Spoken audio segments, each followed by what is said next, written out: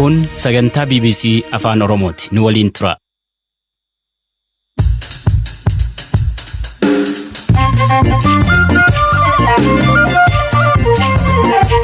Hashama akkam jirtu hordoftoota keenya qophii keenya jimaataa eegallee jirra.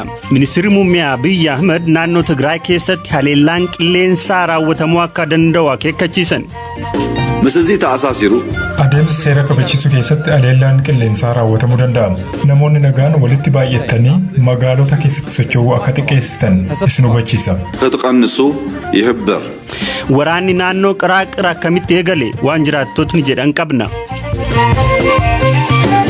Waraanni qaamolee lamaan kana gidduutti adeemsifamu Itoophiyaa fi naannoo gaanfa Afrikaa fi akkamii qaba?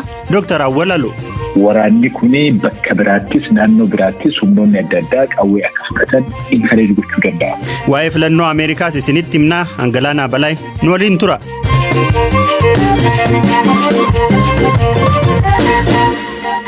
Ministeerri muummee Abiy Ahmed sa'a booda afaan Tigreen sabaa himaa biyyaalessaa irratti ibsa kennaniin naannoo Tigraay keessatti haleellaan qilleensaa akka raawwatamu himan namootni nagaan of eeggannoo akka godhanis akeekkachiisan. Misizii ta'asaasiru adeemsa seera kabachiisuu keessatti haleellaan qilleensaa raawwatamuu danda'a. Haleellaan kun namoota nagaa irratti kan xiyyeeffate otoo hin taane humni inni hamaan naannolee to'atee jiru irratti kan xiyyeeffatedha. Haa ta'u malee balaan hin eegamne akka hin qaqqabneef namoonni nagaan walitti baay'atanii magaalota keessatti socho'uu akka xiqqeessitan isin hubachiisa. Taqannisu yihibbar. Ibsa ministeerri muummee Abiy afaan Tigriffaan kennan daqiiqaa muraasa booda gabaasa miidiyaalee biyya keessaan gadhiifameen ammoo opereeshiniin marsaa jalqabaa haleellaa humna qilleensaa Itoophiyaa naannoo Tigraay keessatti raawwateen rokkeettota fageenya kiiloomeetira 300 furguggifamuu danda'an dabalatee meeshaalee waraanaa gurguddoon guutummaan guutuutti hojii ala taasifamuun ibsameera. Gama TPLF'n fedhiin rokkeettota kana fayyadamuu waan tureef magaala Maqalee fi naannoo asheetti buufataalee kuusaa waraanaa gurguddoo irratti haleellaan akka raawwatamu murtaa'uus EBC'n gabaaseera. Ibsa garagalgalaa dhagahame kana irratti haleellaawwan qilleensaa kun yoom akka raawwataman hin ibsamne. Guyyaa kamisaa garagalgalaa haleellaan qilleensaa gaggeeffamu miidiyaaleen mootummaa Tigraayitti dhiyeenya qaban gabaasanii ka ture ta'us balaan qaqqabe hin beekamne. Gabaasaan BBC magaalaa Maqalee jiru guyyaa kaleessaa garagalgalaa xiyyaarri waraanaa samii magaalittii irratti mul'atteen alatti sagalee haleellaa qilleensaa akka hin dhageenye nu gabaasee jira. Haleellaawwan qilleensaa kanaan rokkeettiiwwan naannoo magaalaa Maqalee jiran rukutamuus miidiyaa biyyaalessaarraa dhagahuu gabaaseera. Aangaan adda bilisa baasaa uummata Tigraay gameessa irraa garuu Maqaleerraa fageenya kiiloomeetira 98 irratti bakka Tanbeen Abbi Addii jedhamutti si'a lama sagaleen xiyyaara waraanaa dhagahamuu odeeffachuullee gabaase. Oduudhuma wal fakkaatuun ministeerri muummee Abiy Ahmed har'a garagalgala afaan Amaaraatiin ibsa kennaniin opereeshiniin marsaa jalqabaa naannoo Tigraay keessatti gaggeessan milkaa'aa akka ta'e ibsaniiru. በተለይ በዳንሻ ግንባር ያለውን ጠላት ሙሉ በሙሉ በመደምሰስ keessaafuu diina gama daanshaan jiru guutummaatti barbadeessuun naannicha kan to'anne hoggaa ta'u akkuma barbaachisummaa isaatti kallattii hundaanuu tarkaanfii ittaanu fudhachuun uummata keenyaaf kan ifa goonu ta'a. Haala haga ammaa jiruun karoora keenya marroo jalqabaa harka 100% milkaa'aa ta'uu ibsuun barbaada. Hojiileen amma booda hojjetaman haala waraanaa haala walitti bu'iinsaa qabaachuun waan hundaa yerootti ifa gochuu danda'uu baannus odeeffannoo barbaachisu uummata keenyaaf kennaa hojiilee seera kabachiisuu nagaa uummata keenyaa nageenya biyya keenyaa ga'umsa raayyaa ittisa biyya keenyaa cimsaa kan itti fufnu ta'a.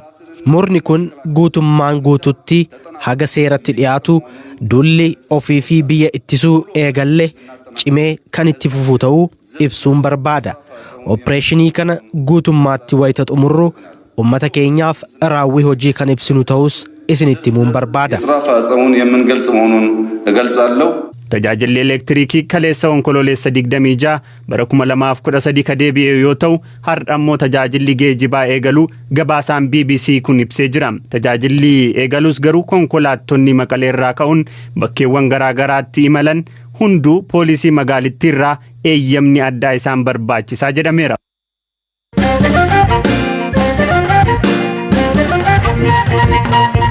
Waraana mootummaa naannoo Tigraay fi mootummaa federaalaa gidduutti dhalatee wal qabatee naannolee daangaa Amaaraaf Tigraay irrattis waraanni gaggeeffamaa ture. Bakka waraanni cimaan itti gaggeeffame keessaa tokko bakka Qiraaqir jedhamudha. Jiraataan naannichaa ture tokko akkamiin waraanni kun akka eegale BBC'tti himeera. Xagadee ነው የምኖረው Xagadee Qiraaqir ማለት ጦርነት ነበረ ከባድ ነበረ የተኩስ ልውውጥ Xagadee Qiraaqiriin jiraadha. Waraanatu ture. Dhukaasni ture baay'ee ulfaataa ture. Dhukaasni halkan sa'a 9:50 eegale. Humna addaa waliin bakka dhukaasni eegaleen ture anis. Dhukaasichi kan eegale mana barnootaa sadarkaa lammaffaa Qiraaqiriitti. Dhukaasichi guyyaa guutuu itti fufe. Biyyoo hojii ijaarsaaf qophaa'ee akka dahootti fayyadamuun meeshaa waraanaas qabu turani.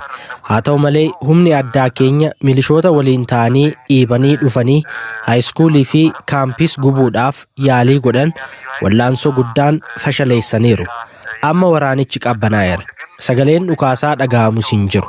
Magaalaa Nugus Katamaa jedhamu gadhiisanii ba'aniiru. Kaampii addaa Ixaboo jedhamus gadhiisanii baqataniiru. Nugus Katamaanis to'annoo raayyaa ittisa biyyaa jala galeera. Hawaasni naannichaa amma tasgabbaa'ee manneen daldalaasaa banee socho'aa jira. ተረጋግቶ ያለበት ሁኔታ ነው ያለው.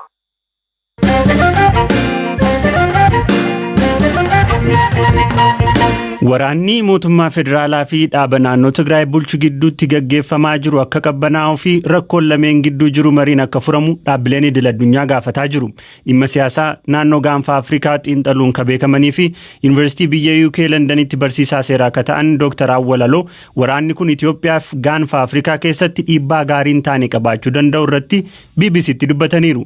Jalqaba kaniin gaafadhe waraanni kun eegaluun isin dinqeeraa kan jedhu ture. Haga tokko nadinquun isaa hin oolle garuu ammoo humnoonni lamaan kunniin gara waraanaa akka deemuu danda'ani wanti mul'isu waa baay'eetu ture. Adda addummaan siyaasaa, adda addummaan aayidiyooloojii humnoota lamaan kanneen jidduu kan ture. Yeroo gara yerootti babal'ataa adda addummaan hiddi isaa gadi fagaataa haalli inni itti calaqqisuus baay'ee yaachisaa ta'a, fokkataa ta'a dhufaatiin ture.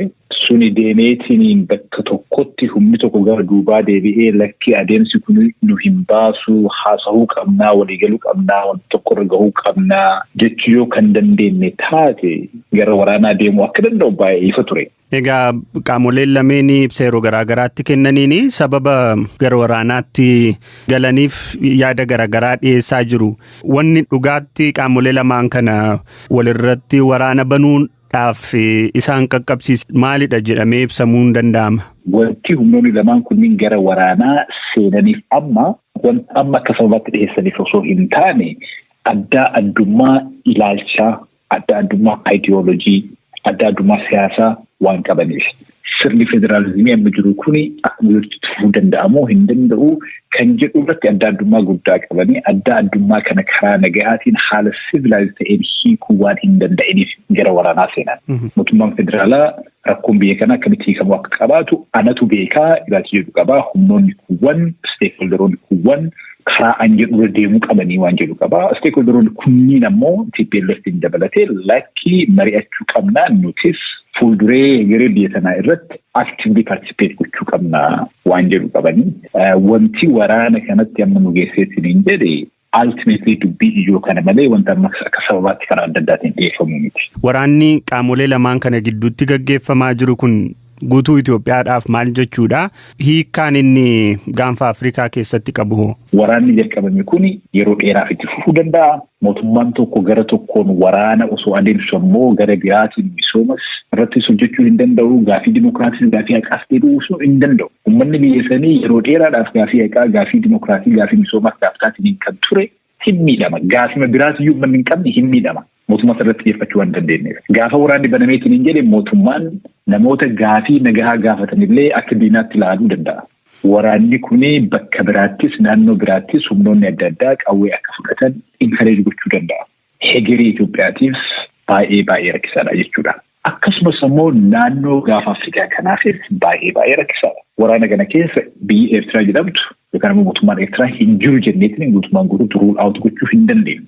Gaheen isaanii maa inni hagam takka wanta jedhu beekuu baannus garam akka jiran garuu beekuun baay'ee salphaadha. Akkasumas mootummaan Sudaanis warroonni naannoo san keessa jiran hundiniyyuu haala adda addaatiin rakkoo kana wal qabateetiin gaafii nageenyaa gaafii tasgabbii irratti rakkoon guddaan uumamuu danda'a. Tole haala amma qaamoleen lamaanitti jiran kanaanii carraan rakkoo jiru mariidhaan furuu hagam takka ammoo hireen mariidhaan rakkoo kana furuu yoo hin jiraanne wanti itti aanee ta'uu danda'u maa inni? Kun akkanatti yoo itti fufuu taate rakkoo guddaa uumuu danda'a. Humnoonni lamaan garuu gara duubaatti waan deebi'uu danda'aniin fakkaatu.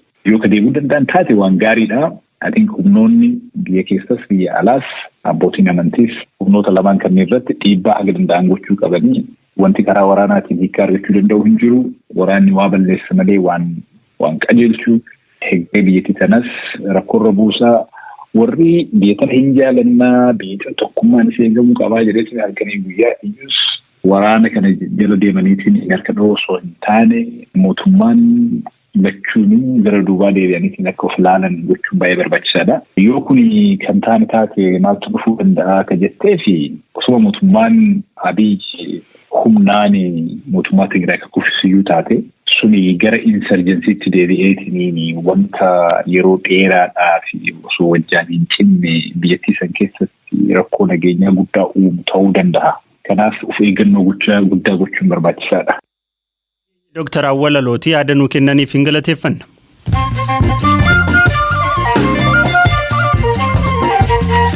Gidduutti immoo odeessaalee gaggabaaboo muraasa mootummaan Deenmaark sodaa tamsa'ina koronaa vaayirasii irraa ka'ee bineensota xixiqqoo mink jedhaman miiliyoona 17 ta'an ajjeesuuf akka jiru ibseera. Deenmaark bineensota miiliyoonaan lakkaa'aman irratti tarkaanfii fudhachuuf kan murteessite vaayirasichi bineensota irraa gara dhala namaatti katatamsa'u yoo ta'e talaallii damdamachuu danda'a yaaddoo jedhuuni.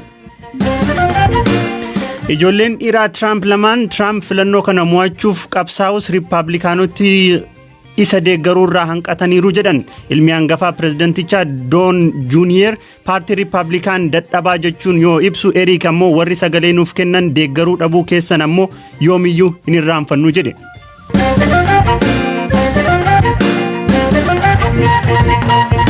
Odeessa keenya ka xumuraan bu'aan filannoo Ameerikaa utuu eegamu kunoo guyyaa 3 guuteera ammayyuu eenyu akka pirezidantii ta'u yoo hin beeknu ta'eyyuu garuu haalaan itti dhiyaachaa jiru. Haga stuudiyoo gallu kanatti Joo Baayiden ida'ama sagalee Electoral College 253 irra jiru. Donald Trump ammoo 214 qabu. Namni injifatu ammoo 270 argachuu qaba. Sagalee booda kana lakkaa'amaa jiruun Joo Baayiden sagalee hedduu maaliif argachaa dhufan? Eliyaas Mulugeeta.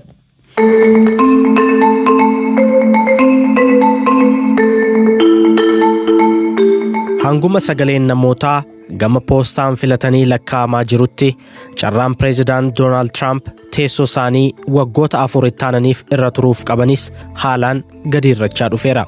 Pireezidaantichi guyyoota 2 erga miidiyaarraa badanii booda kamisa halkan dubbataniiru. Pireezidaantichi irra deddeebiin ragaan osoo hin deeggarin sagaleen seera qabeessa ta'ee osoo lakkaa'amee filannicha kan injifatan ta'uu dubbatu. Waan isaan jedhan kanaaf ragaan qabatamaan jiraachuu baatus sagaleen ammallee lakkaa'amaatuma jira. Isteetiiwwan murteessoo jedhaman 4 keessatti sagalee lakkaa'uun akka dhaabbatu himata bananii jiru. Sagaleen karaa poostaa kenname amma lakkaa'amaa jiru gartuu tokkoof qofa kan looge ta'uu raajidha jedhan pireezidaantichi. Trump jalqabumaa kaasee sagalee karaa poostaa kennamu kan mormaa turan sababa kanaaf deeggartoonni isaanii hedduun qaamaan buufata filannoo deemanii filatan. Ji'ootaan dura sababa weerara koronaa vaayirasiif jecha isteetiiwwan hedduun namoonni gama poostaan sagalee kennuu danda'u erga jedhanii kaasee Trump deeggartoota isaaniin gama poostaan sagalee keessan hin kenninaa jechaa bahan. Gama poostaan tasumaan ta'u guyyaa filannoo bakka filannootti argamuun eenyummaa keessan ibsaa jechuun deeggartoota isaaniitti ji'ootaan dura himanii turan. Kana jechuun kanneen poostaan sagalee kennan hedduun deeggartoota Joo Baayidenidha. Sagaleen amma lakkaa'amaa jiru ammoo kan poostaan kennamedha. Dhaggeeffattoota keenya qophii keenya goolabnee jirra. qophii keenya ka torban kanaa kan isinii dhiyeessaa ture Galaanaa Balaa ka qopheessaa ture Eliyaas Mulugeetaati. Waan nu hordoftaniif hedduu isin galateeffannaa. Odeessaalee keenya ka biroo marsariitiif fuula feesbuukii keenya irraa hordofaa. Horaa bulaa deebana.